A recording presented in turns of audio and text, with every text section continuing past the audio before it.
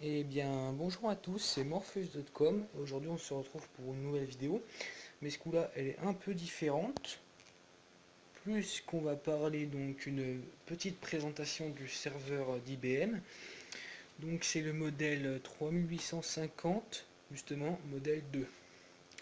C'est un serveur qui est sorti aux alentours de 2008. À son année de sortie, il coûtait environ 15 000 euros pièce. Donc maintenant on le trouve sur eBay pour une bouchée de pain, donc vraiment 3 fois rien. Et bon voilà. Donc c'est avant tout un serveur de virtualisation, donc c'est-à-dire qu'il est censé accueillir beaucoup de machines virtuelles. Donc d'où la présence de 4 emplacements de disque dur et sa capacité de 128 Go de mémoire RAM, plus précisément de la DDR2 ECC. Pour ceux qui ne savent pas, c'est erreur encoding, je ne sais plus trop quoi. Donc en gros, ça permet de corriger je crois, les parités de bits, de bytes, pardon. Donc afin de limiter les erreurs au niveau des données. Voilà, tout simplement. Donc on va faire une petite halte sur la façade. Donc là, bon, lecteur DVD, voilà, port USB. Là, on a donc le light pad diagnostic panel. Donc en fait qui permet de repérer les erreurs. Donc par exemple si la LED CPU s'allume en orange, c'est que j'ai un problème dessus. Donc voilà.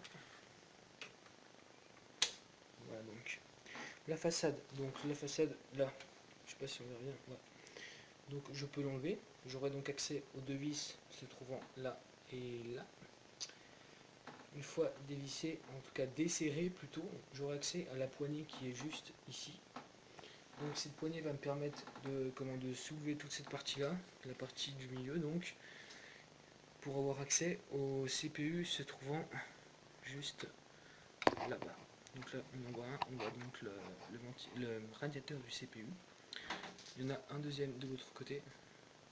Voilà.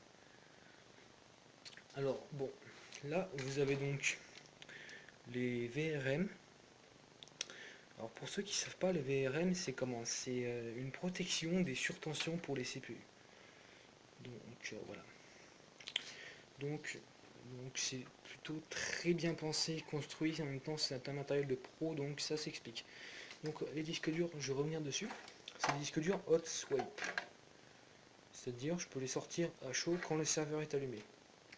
Ça ne posera aucun problème et pas de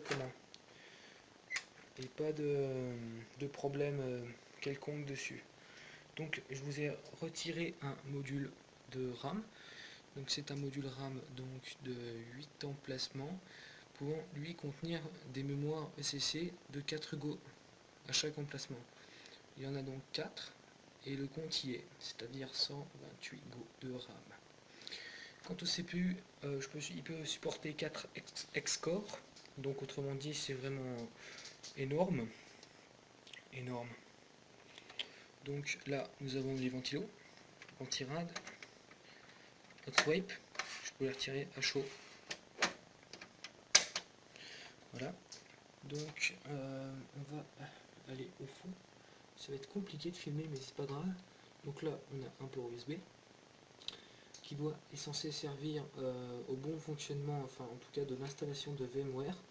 Donc c'est vraiment chiant, donc moi je fais ça avec le port USB en façade. Ça va pareil. À côté vous avez un slot, c'est pour mettre un module RAID. Il y a déjà l'utilitaire LSI permettant de configurer un RAID logiciel. Donc voilà. À côté vous avez donc une carte qui est en fait une carte, en fait il y a plusieurs choses, il y a la carte graphique dessus, une petite carte graphique je crois de 8 mots, un truc comme ça, avec la carte réseau principale, voilà.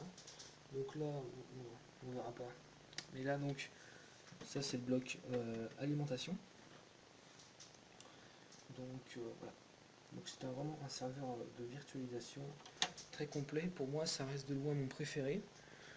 Non seulement j'aime bien franchement la tête qu'il a, c'est vraiment très joli, j'adore. Et sa puissance aussi. Alors oui, on peut aussi les mettre en cluster. donc soit avec un OS ou soit via le kit d'IBM. C'est le Scala Expander, je crois, qui permet donc de mettre plusieurs serveurs comme celui-là, exactement les mêmes modèles.